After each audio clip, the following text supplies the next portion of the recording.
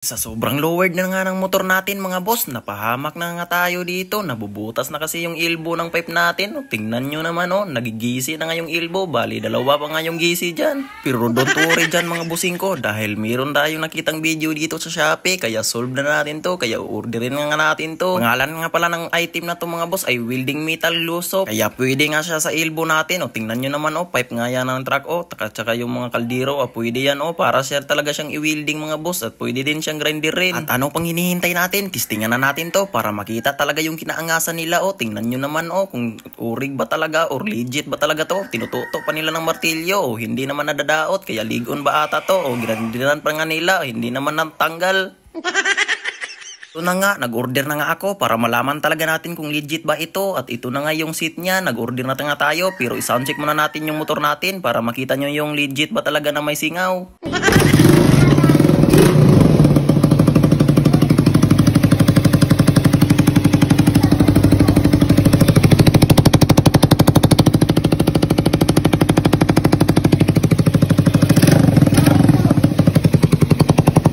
At kung inyong nadudungog ang tingog sa ating motor, syempre may singaw talaga. Kaya i-parking muna natin dito para maumbinsahan na talaga natin. Kaya ganito lang talaga ako mag-parking, initumba ko na lang.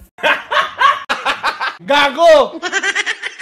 Kung bakit nga pala ganito yung sistema ng motor ko. Yan kasi yung idea ko mga boss para hindi ko na lang tanggalin yung elbow. Kaya rekta ko na lang sa pagsalpak dyan. Kaya umpisahan na nga natin. Mag-mix na nga tayo ng ating in-order. Siyempre tinutok ko muna ng martilyo para mo aksog kapilot yung butas. Ba kasi malaki na kasi yung bunganga ng butas. Kagaya nung puwit ng himungaan na malaki nung inagian ng itlog. Pagkatapos kong tinutok ng martilyo yung puwit ng manok, niliha ko. Gago!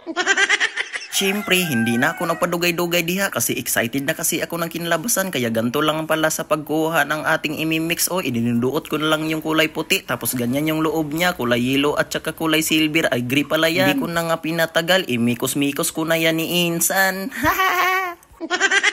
Siyempre, hindi na ako nagpadugay-dugay pa dyan. Pinapahid-pahid ko na doon sa butas ng malaki. Parang naobserbahan ko talaga na mali talaga yung ginawa ko. Kaya pinatindog ko ulit yung motor ko. Tapos sininterestan ko. Kaya pagkatapos niyan, tinanggal ko na ngayon tambutso para matanggal na nga natin. At ito na nga siya. Hirap talaga pag taong tamad tayo. Marami talaga tayong dahilan kung bakit hindi natin tatanggalin. Kaya ayan yung ginawa natin na hindi na maganda yung paggagawa. Ngayon, tinanggal ko na kasi naginawan ko na nga ng magandang paraan. Ayan napakalapat talaga yung ginawa ko. Kaso lang sobrang basa pa nga yung minix natin. Kaya kung ganyan yung sistema niya, tumabisay talaga siya. Purang sobrang hugaw talaga tingnan tumabisay talaga sa elbow. At yun, hindi nagtagal. Ito na nga yung itsura niya. Tapos ibilad na nga natin to sa araw para matanggal na talaga at tumigas na talaga ba. Siyempre, ibilad na nga natin sa araw. Yan yung elbow lang yung ibilad. Hindi tayo magbilad sa araw. Baka maitim tayo. Tsaka yung aking pagmangkin, napakapugi. Pero mas pugi ako dyan.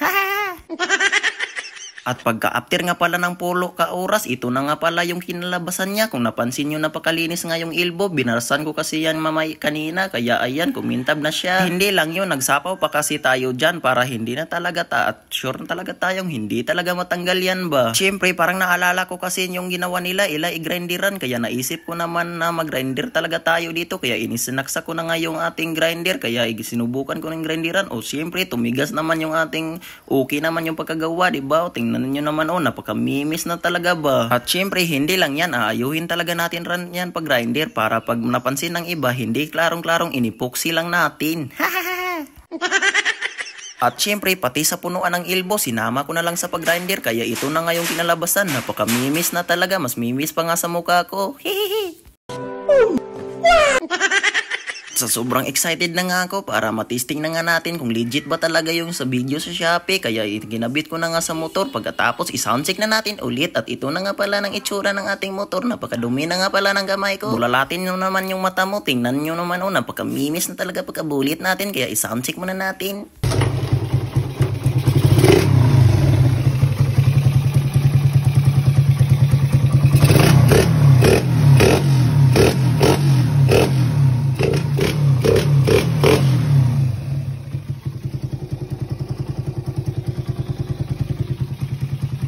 Yo, nag-success naman mga boss.